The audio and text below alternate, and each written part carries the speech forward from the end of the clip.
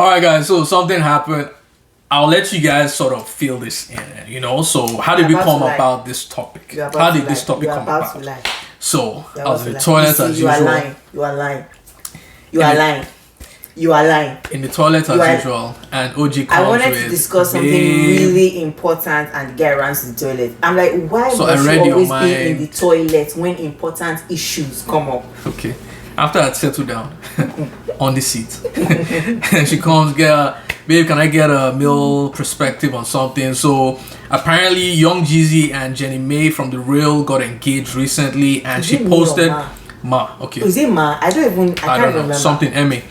Anyway, she posted on social media saying that she wants to be a submissive wife to her husband, and a lot of people dragged her for it. Dragged, just like dragged. Anyway, yeah. So OG asked me, what's your opinion on that? I'm like, you know what? Why don't we discuss it? Because we recently got a question on Instagram. Someone asking, what do you think the effects of modern feminism has on marriages today? So I thought, these two are kind of linked together. So let's discuss it today. So that's what we're going to be talking about. See you guys after this.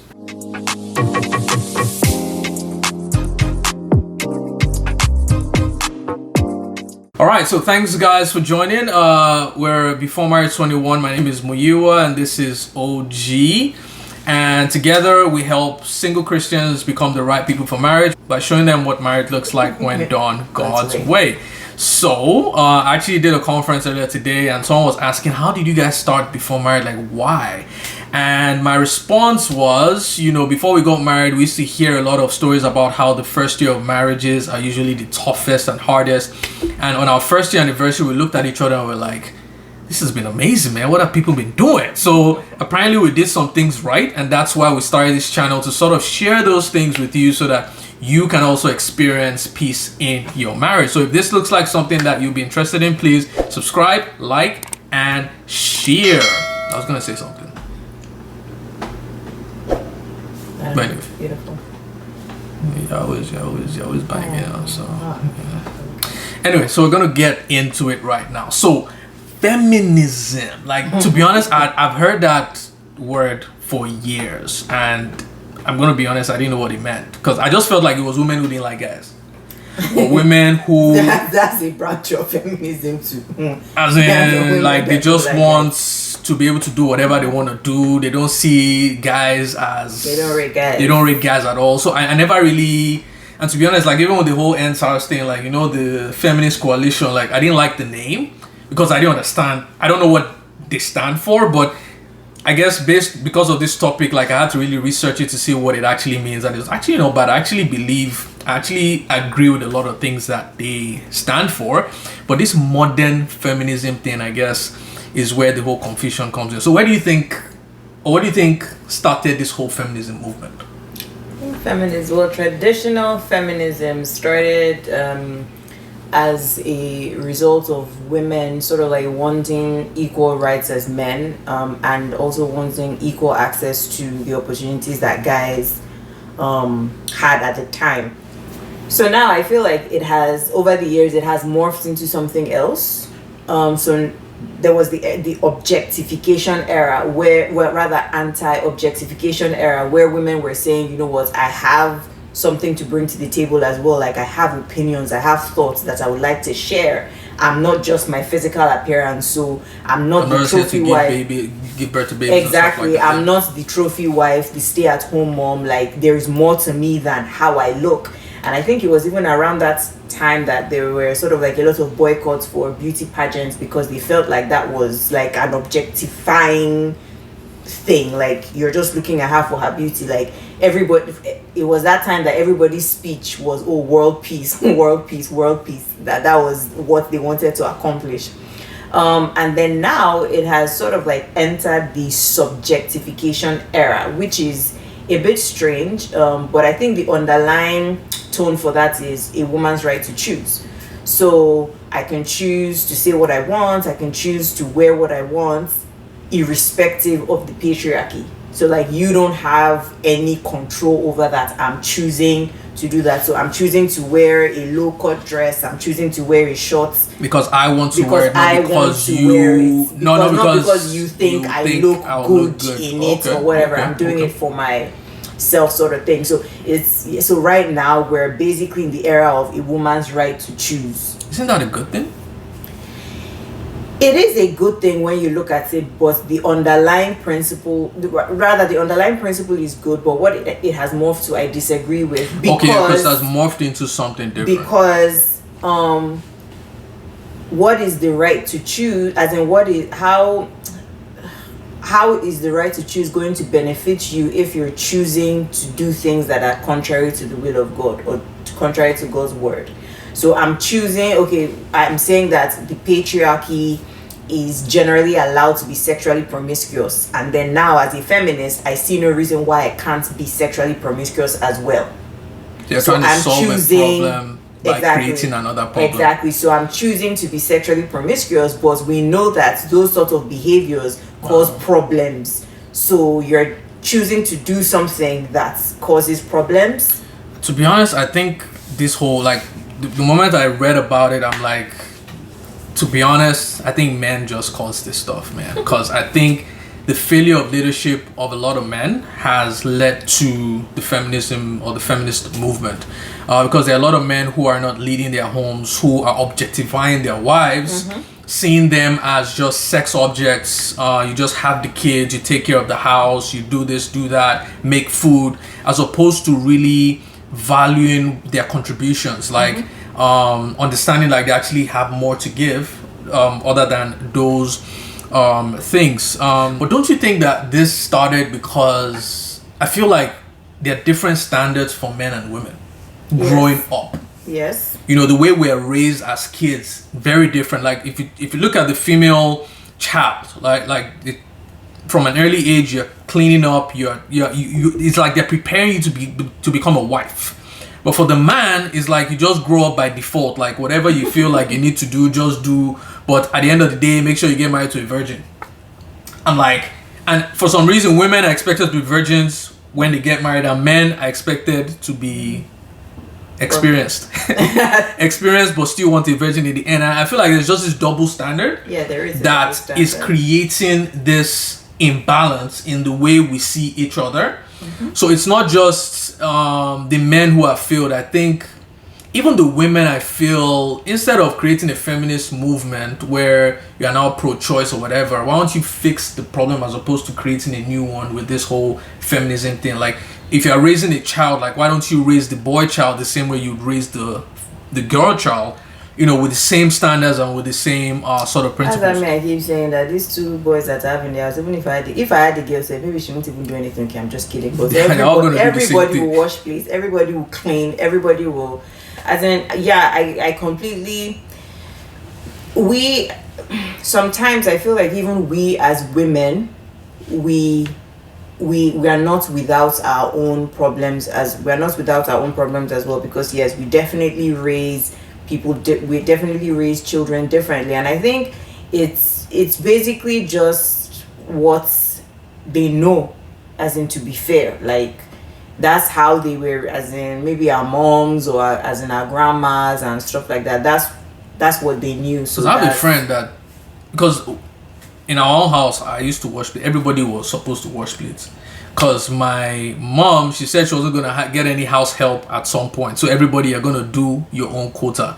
But I went to one of my friend's houses and, I saw the sink filled with plates and his sister was there. And I'm like, why can't they? And it's like, these guys he refuses to wash plates because he just thinks that is not a man's job to do.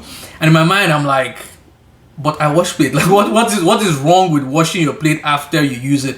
So yeah, I think we definitely need to do a lot more raising adequate and responsible men and women, not just focusing on the girl child, because to be honest, the guy is the head of the home. He needs actually more work done on him as opposed to just focusing on the girl. So I know we're having this discussion, I think it was a few weeks ago, where this thought just came, is it possible that in Nigeria specifically, a lot of men don't value their wives because the way we pay domestic staff isn't up to scratch. And let me explain. Like, okay, do you want to say something? Why are you now saying it as if you were the one that came up with the thought? Was it not me that came up with it? No, it wasn't. It was you that came up with it. Yes. Well, one, we came up with it. All right. I'm just the one voicing it out. Okay. Okay, so go on. Since I came up with it, I want to talk about it. Jeez, guys, you just put me on blast. I said I came up with something. You said I said you're talking like you came up with it. It's you that came up with it. It's you that actually came up with it. Yes. Now, when I gave the example of in Switzerland that for childcare you have to, it's not anybody that can just take care of children. You have to be qualified to do that. I gave that example. Okay, I had this thought before you shared that. So it's true. Just so go why ahead. did you sound so surprised when I Just shared go on. it? Just go on. No problem. I'll do my own. Don't worry. Sorry. Please now, go I on. You're said- wasting time, please. I was just Seconds making- are going. Please go on. Oh Please. my God. Go on. You know, it was Wow. wow. Please go on. Seconds are going. Thank you. 52, 53, 54. You need to go. Wow. It was when we were gonna answer. We went the question when we got the question. Please. About the guy that said he felt like his girlfriend wasn't ambitious enough. That was when we had this discussion. That was when we had. You had the discussion. This was when we had the discussion that a lot of times, like not every woman, for example, not even everybody really is meant to be that 9 to 5. I'm going to the office sort What of are we thing. talking about here? We're getting there now. No, go. Okay. I'm laying the groundwork. Okay. That some women are actually meant to be homemakers, and a lot of guys don't respect that because in a place like Nigeria where Okay, she's getting there. Okay. in a place like Nigeria where you pay domestic staff peanuts, to you it's not valuable work, because if this wife of yours were to go outside to do this work, it would be this peanuts that she was bringing in. So like, take for example, you have one house help. That house help is the nanny. She's the cook. She cleans the house. Maybe she even cleans the let's leave the compound for the security guard. She does those 3 things. You're paying her 30K a month. Okay, then you have a driver, you pay him 40K, a security guard maybe like 25K. That's not, in your mind, that's not much. So this person is not really doing anything. She's not really bringing anything to the table. So you really don't value her contribution. You don't see that that's actually a lot. But then you give that example about the nanny. Oh, it's not your thoughts now. Okay. So one of my friends told me about one of his other friends. Thank God I have a friend that can tell me stuff. Okay. So told me about one of his friends that wanted to get a nanny for his child. And when he ordered the nanny, and when she arrived at his house, she came with the latest Mercedes Benz, and the guy was like, "I think I made a mistake. I'm so sorry," But I mean, like you said, rightly so. I feel like we superimpose what we pay domestic staff back in Nigeria. If you compared what these people do in an environment like Canada or the US or London or whatever, a nanny could be earning like 2 to 5 grand a month. Yeah. I feel like in Nigeria, because we pay these people peanuts, we superimpose that value on our wives and feel like, come on, what is she doing? What she's doing, I can get for 30K if I just paid one person to do it. So she's not really doing much. So I feel like that is another issue that has probably led to the feminist movement. That's why a lot of women back home now want to be career women, where they want to actually make their own money, because now this man doesn't see me as valuable or doesn't see me as contributing to the home like I should. So I mean, just piggybacking off that, what does a feminist marriage look like? Or what does a woman that has feminist views look like in a marriage? When I thought about this, the first thing that came to mind was submission. That's generally speaking, someone that has a lot of like modern feminist views would be anti-submission. I remember when we discussed this particular topic, submission, in the first unveiled Bright course, as in the chat room that day was on fire. People were messaging me privately that they can't handle the conversation. It was and I got a lot of, if I'm more intelligent than my husband, I should lead, or I should be in charge of this, or I should be in charge of that, and stuff like that. So there's sort of like this underlying lack of trust for the patriarchy, because historically the patriarchy has been seen to be repressive, to repress women. And somehow a lot of feminists, maybe not all, but generally speaking, a lot of feminists now believe that religion is an avenue that the patriarchy uses to repress them further, enter submission. So that is why a lot of them are sort of like anti-submission. So I feel like a lot of feminists would really find it difficult to submit in marriage. What does that look like though? Like, so if I'm a feminist in a marriage now, like what am I actually saying no to? Like,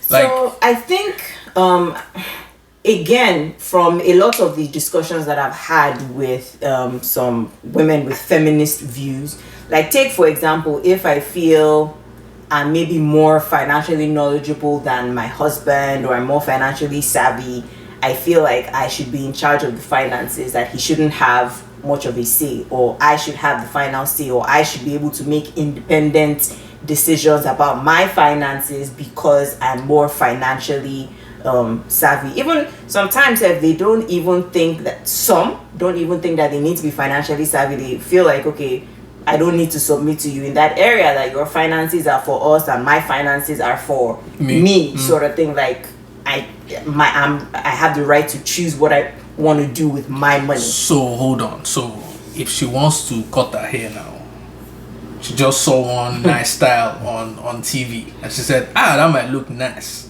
Let me cut the hair and dye it blue. Isn't it both of us that watched Married at First Sight, when the babe was saying that the most she can do for the guy is tell the guy what she wants to do with her hair, but it's her hair, she can do whatever she wants to do with it. That's not gonna work, man. Only work. So you just cut your hair because you feel like, and the husband doesn't really have any say in this. So I just make my choices regardless. Okay. I think the idea behind that is that if I don't have the right to choose what I want to wear, how I want to act, how I want to look, then it's sort of like archaic. This is like the new, in this current new century, I should be able to make whatever choices I want to make for myself. But at the same time, I mean, I'm reading this book. It's actually here. The Case for Marriage, and in here it talks about the concept of specialization. And it's funny, in economics, that's the one thing I actually remember from economics back in secondary school or uni. I'm not sure. I think it was in college. But anyway, specialization, like it's a general concept that a lot of countries use. If there's something that you are good at, it's better for you to actually trade with what you are good at as opposed to something that is more common. I don't know, it's specialization and something else. I can't remember what the second one is. Differentiation. I don't think so. No, I don't think so. But anyway, the idea is, I think by design, God has created man and woman to be very good at certain things. So, is it possible? Are we trying to rearrange the design? Because women are nurturers, natural nurturers. Men can do it, but women are more natural at this stuff. For example, raising the kids. I don't have the patience. You seem to have long rope. I don't have long rope. Because I don't think I wonder to what extent that is nature versus nurture. Because I feel like as a woman, when you're being brought up, those things are valued in women. Right from an early age, you're encouraged to, because when I look at the Bible, there are a lot of things, even with the children, that I see. When Lemuel's mother in Proverbs, she was talking to a man in terms of like raising the kids and stuff. So yes, there's an aspect that the woman does, but okay, I'm talking specialization now. Like in terms of raising the kids, for example.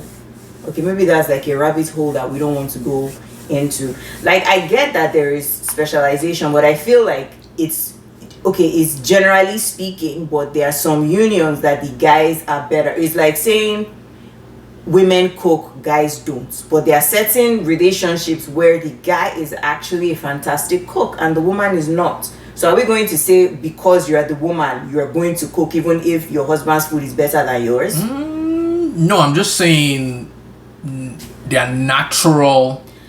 I get that, but I feel like even that natural thing is not for everybody, because there are some women that I know that they're like, kids, not today, not. So in that sort of like union, what then happens? Because I feel like to a certain extent, a lot of these things are actually social constructs. No, because what happens if the feminist now, she's married, I want a career, we just had 2 kids, but hey, I want to work as well. What's gonna happen? Because there are a lot of things that start with good intentions that don't usually have the right outcome or the desired outcome that you want. So I feel like when there's a feminist in the house who says, I want to be able to do exactly what the man, because I feel like this feminist view, though, the modern feminist view, is just a marriage without submission, a marriage where there is no submission. So if the guy is saying that he wants to do this and I want to do exactly the same thing, then I'm going to do it regardless of how it feels. And I feel like we don't take into consideration the consequences that could happen. I feel like God created or designed us in a way where the man is the provider and protector, while the woman is the nurturer and the homemaker, right? It may not look like that today, and there may be some hybrid, like there may be a hybrid solution there, but I feel like that is how he created it to be. I mean, you work right now, but I don't think if you're given the choice not to work, but to rather stay home and take care of the home, I think you'd rather take that as opposed to working if my income could support both of us. And I think a lot of women probably have the same ideology as well. I want to be able to submit to my husband. I want my husband to be the provider as long as he sees me as an equal. I just want to be a woman of leisure. That's see. I just want to chill. Because and the reason why I say that is because, like I said, you may start off with good intentions, but it never really produces the desired result. One of the examples I want to give is with democracy. Democracy started off as a good idea. The majority carries the vote. But now it has morphed into a situation where we didn't actually think about it from the beginning, where what if the majority are ignorant? What if the majority have no morals? Then guess what? Then the state of the nation, because the last presidential elections, like I can't remember one where it was one good candidate versus one bad candidate. Like it's always between 2 bad candidates, and we're just picking the best out of 2 bad options. Another example is, and I mentioned this on Instagram and I almost got killed for it, man, because I'm like, the breakdown of the family in the black community is what has led to the situation where we have right now. Now, back in the 60s or whatever, the US government decided, black people, let's try to help them. Let's create a welfare system to help them. But guess what? That it was a good intention. Let's help these guys. But now it has become a situation where women can now give birth to children and they don't need a man in the house because the government is going to pay them if the man is not in the house. So the government is now marrying our women and the men, and now we have this baby mama syndrome. So everything always starts good but doesn't always have the right outcome. This feminist thing, I love it, great ideology, but it may not have the required outcome, because like I said, the problem is that men have abused their roles as leaders. That is the problem. Let's fix that problem as opposed to creating a new one where women are now trying to replace the men in the home. I think what it is that anything that excludes God can't really have that godly outcome, that good godly outcome, if that makes any sense. Because I mean, definitely there are some concepts of feminism that I completely agree with, because at the end of the day, God created everyone with equal value. So as a woman, as a man, we are both equal in value. We just happen to have different roles and different responsibilities. But in terms of value, you're not more valuable than me, I'm not more valuable than you. But I feel like with the feminist, what the feminist movement has morphed into, like we said, it started off with fantastic intentions, and there are still some people that hold those old time intentions, but like right now it's morphed into something else. And I think we already mentioned this in the beginning, that what is really the right to choose if you're choosing something that is contradictory to God's word? Because at the end of the day, that's sort of like, that's disaster, really. To be honest, in a lot of these situations, the kids will have to be sacrificed for the ambitions of both parents. You know, because if I'm saying I want to work because I feel like I need to be doing something, and you want to work as well, then guess what? You're not going to be able to see your kids, and your kids will end up. But but then again,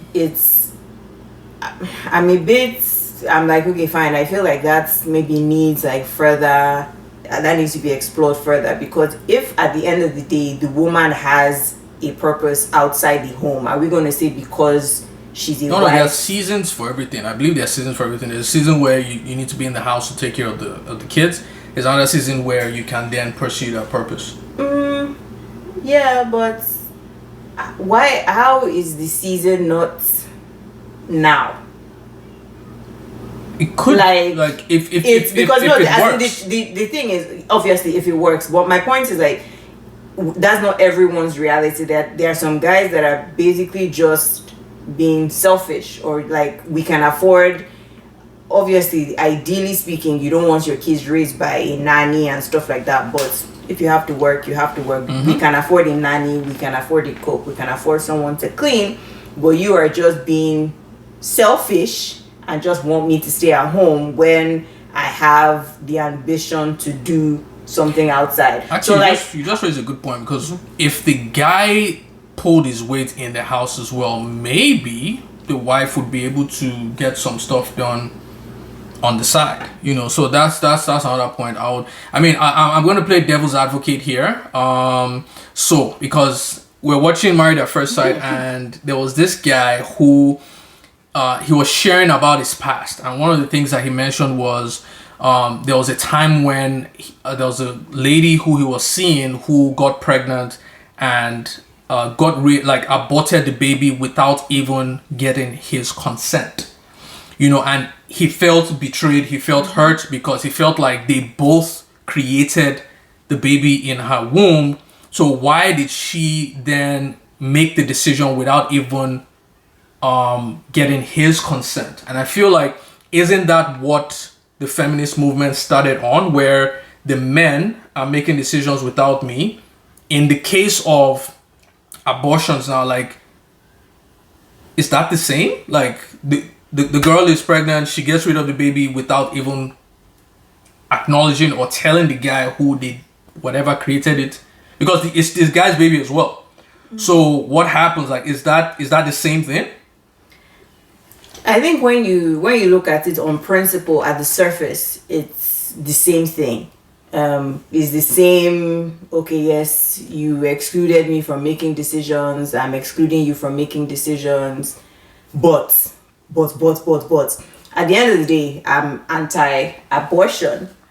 Yeah, exactly, we both are anti-abortion. But when you look at it in that situation, first of all, they are not married, so the Bible calls wives to submit to husbands, not girlfriends to submit to boyfriends or friends with benefits or situationship partners or whatever. And then secondly, they are not married. The burden, if the guy decides to he tells her, okay, I want this baby. Okay, you want the baby, I decide to keep the baby. 8 months later, you decide he doesn't want you don't understand, you are not in, so I'm left with a baby. Okay, so let's leave single people out of it, because that's not the context right exactly. now. Let's use married people. What if they're married, the husband wants more children, the wife doesn't want any? Is she supposed to submit to the guy? I don't understand. She doesn't want any children, or she doesn't want any more children. How many children do they have? Let's assume 2. The guy is wicked. Why? He's a wicked guy. Very, very wicked. Why? I mean, like you said, the woman should go on an extended vacation and leave the guy alone with those 2 children. No. Before we get to that, like in that situation, should, like, if say it's a feminist woman, a really feminist woman, or it's a feminist, I've had 2 children, I said 2 is enough. Even if the woman is not feminist, a normal woman self, like if you're done, like yeah, but shouldn't it be an agreement you're between done. your wife and the husband and wife? Of course, it should be an agreement, and you should strive to get to the place where you can agree. And if the guy is being difficult, you as in just take it to the throne of grace. That because at the end of the day, this like any woman that has had kids that is hearing this example is going to be very triggered by it.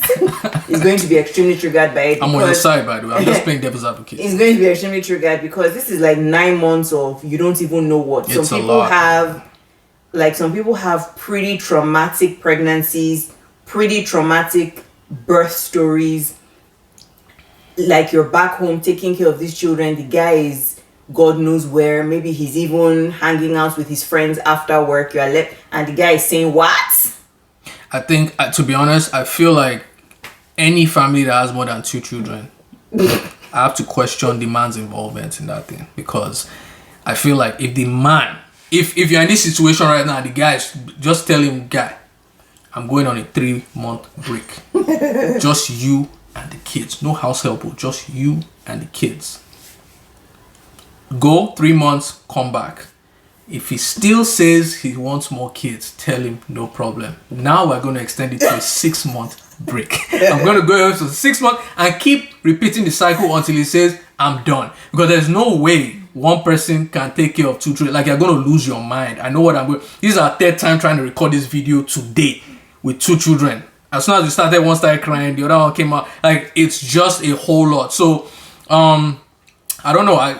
That's a very dicey one, because that's a very because what if the guy is now adamant?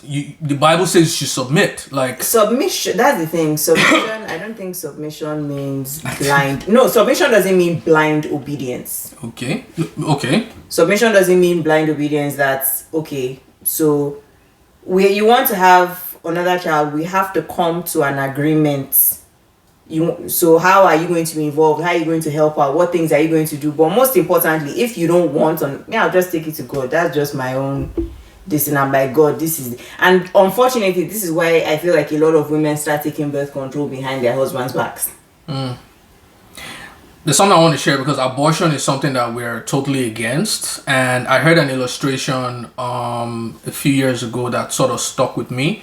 So if you're currently battling that, I don't know why I'm sharing this right now, but if you're currently battling that, like, that is a human life. And the best illustration I can give is, imagine someone you loved was in a coma, right? When you're in a coma, you're brain dead. A lot of people think you are dead. But let's say the doctor came to you and said, you know what, he's in a coma right now, but in the next 5 months, he's actually going to come back to life. You know, what would you do? Would you pull the plug? Or will you say, let me wait for the 5 months and this person comes back alive? And it's the same thing with abortion. Like, you are pregnant, whether it's right now 1 week versus 9 months. In 9 months, we know that baby is going to become a baby.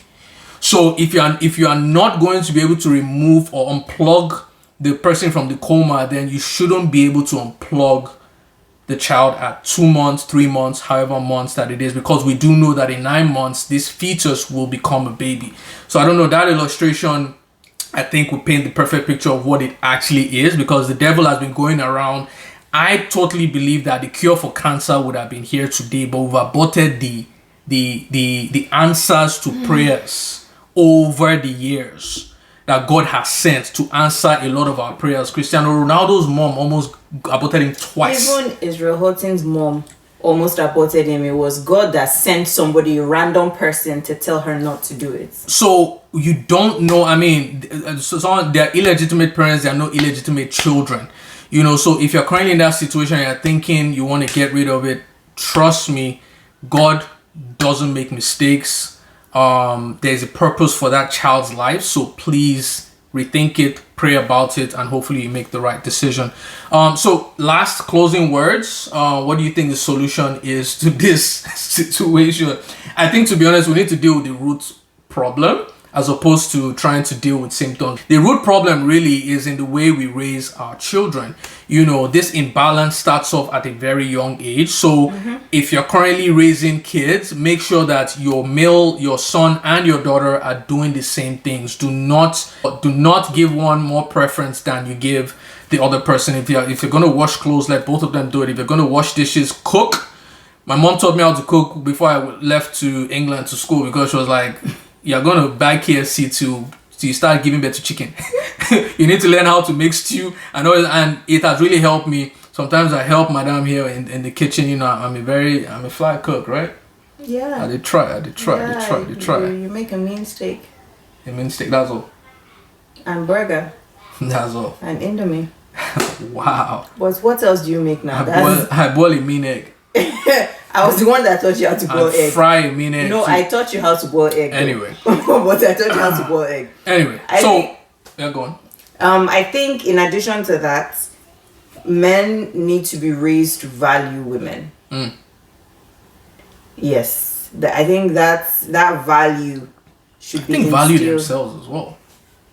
Yeah, value themselves. I feel like we don't. I was listening, like, why are women expected to be virgins but men are virgins as well? Like, and I feel like it's just that's the thing now. For a guy, it's like a badge of honor to have slept exactly with the whole world, it's a badge of honor, but for women it's like, which is why modern feminism is now like, you know what, scratch that. If it's a badge of honor for you, it's going to be a badge of honor for me as well, which like boils down to it was already a problem that the guy was a nuisance. Guys, we need now to do better. Want to make yourself a nuisance. Guys, we need to do better. If you're a guy watching this, please drop me a comment in the comment section, man. We need to do better. Commit to doing better, man. You know. So anyway, we've come to the end of this one. Oh my god, we're talking a lot nowadays. Someone said you guys started talking. We're getting very comfortable, you know, because we started a podcast now. So if you don't want to waste data watching the video, you can just listen to us while you're driving to work, or while you're at the gym, or just chilling. So what do you guys think? Can a feminist actually survive in the traditional marriage or God's design for marriage? Would love to hear from you. See you guys next week. Take care.